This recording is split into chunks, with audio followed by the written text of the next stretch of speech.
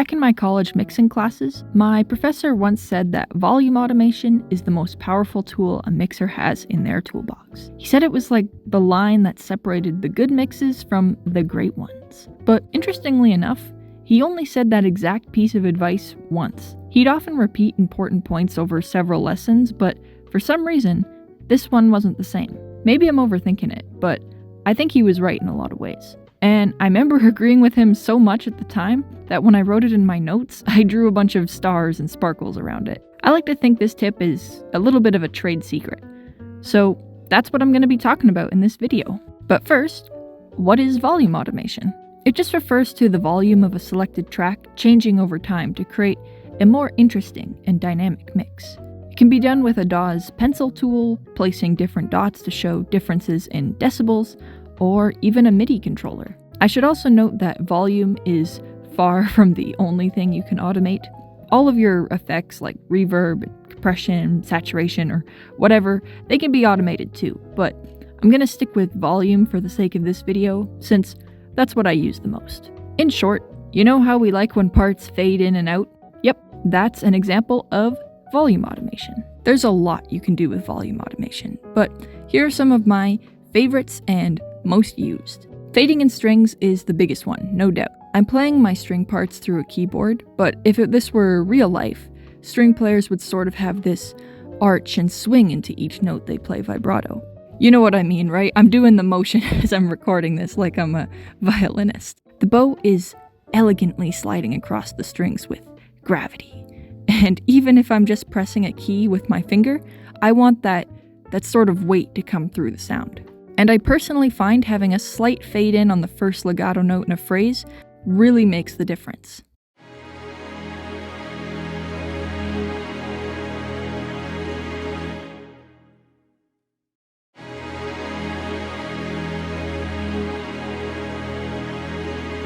It's very subtle, but I think it's a very appreciated detail. However, I don't find it as necessary for staccato or pizzicato parts. Similarly is the incredibly powerful effect fading in can have on a tremolo string part. Listen to this.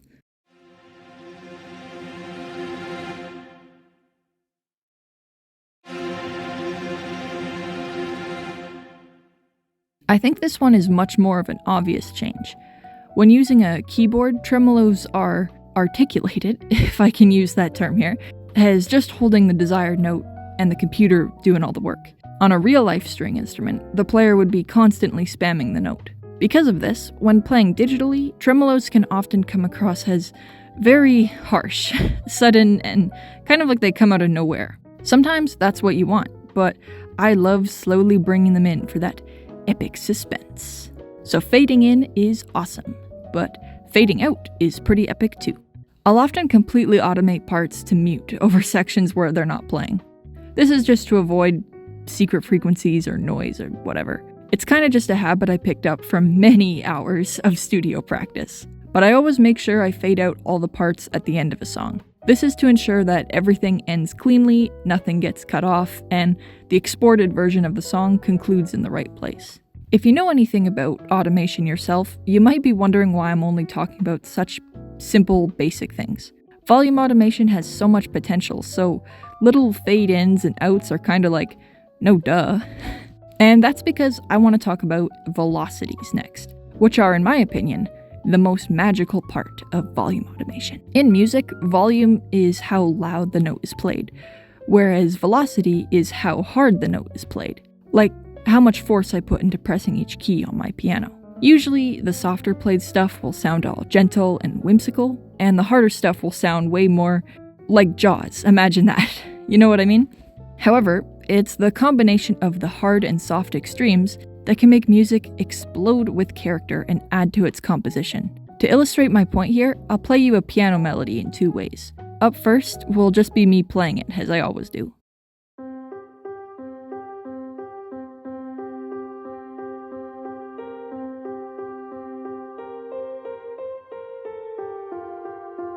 Sounds right, yeah? Well, here's the exact same phrase, but I drew in the notes with my mouse rather than playing them on the piano.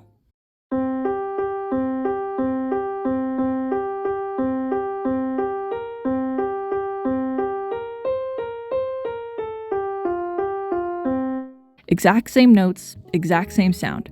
But this one sounds a little more robotic, right?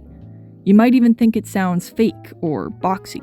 Down here in Ableton and many other DAWs, this shows the velocity of each note. The higher one of these dots, the more forceful the note. Making velocities particularly hard or soft isn't what makes it sound fake, though. It's that they are all the exact same velocity. They haven't been programmed to be otherwise, after all. That's opposed to the first version that I played myself. See here? They're all a little bit different, but mostly similar. This is because humans are imperfect, and nothing I play myself will ever be totally equal and flawless. Even if I raise or lower the velocity, but keep that human element relevant to each other, it'll still sound like it was played in real life. So for most of us, it'll just sound normal. The perfection of these program parts is what stands out to us, and makes us think that it sounds fake. 'Cause, like, it kinda is. And some instruments have this quality more than others, but that part'll be super subjective. I personally find that strings are the worst offender when all their velocities match. So now, what can you do to keep your parts sounding natural? My first suggestion will always be to play your parts in real life, if you're able. It's the easiest way to just bang out your parts as you envision them, and your humanity taking care of all the velocities automatically. And even if you're unhappy with a recording, you can always make micro adjustments in the DAW. As a longtime piano player, I can just hit record and just go.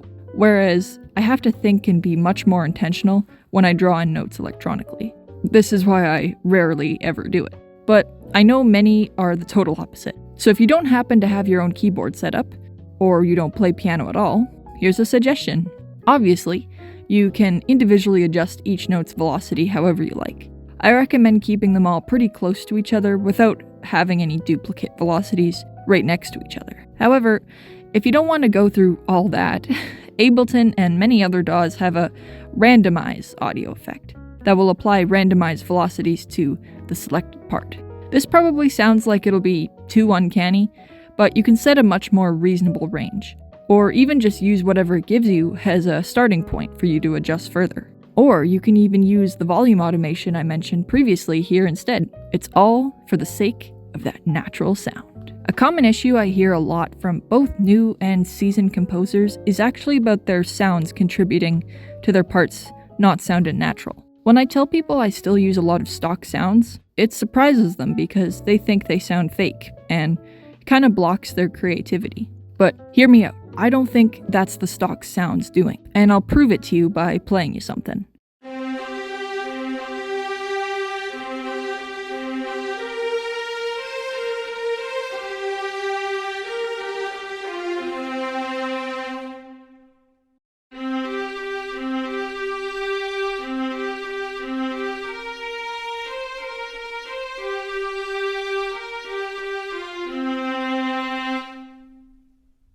See? That lack of humanity and natural differences in velocity can hinder and enhance both free and expensive sounds equally, which means you don't need to go and spend a ton of money for a more natural sound, or you don't need to sleep on the power of free stuff. Since I've been playing every piece of my music myself for my entire time as a composer, I've never personally had this issue, but I can definitely understand how much of a roadblock it could be. So I think my professor was onto something. His volume automation is pretty cool. I think he was right about it separating the good and the great mixes, but I think for many of us, it also separates the epic from the unlistenable. And of course, with enough practice, in whatever method you like, you can start putting all this detail together over every part of your song and get something really polished.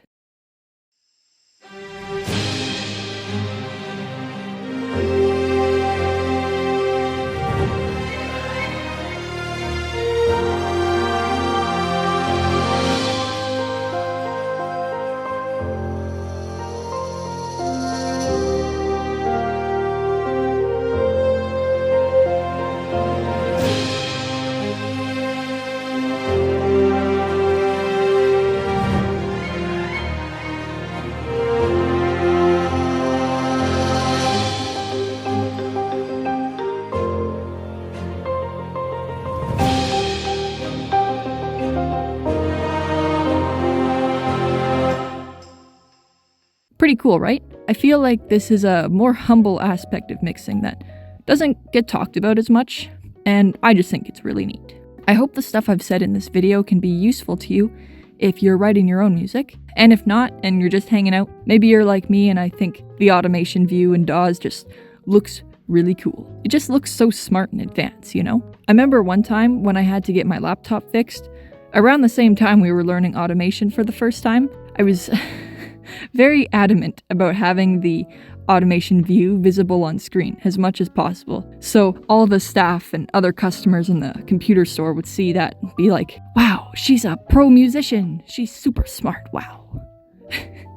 Maybe. But it's all very interesting, don't you think? Anyway, that'll be it for this video. Thank you so much for watching if you made it this far. And if any of my music videos have been helpful or entertaining to you, I'd really appreciate it if you could share it with a friend or two. That would be super epic and helpful for me. But that's enough. Peace out and cheers.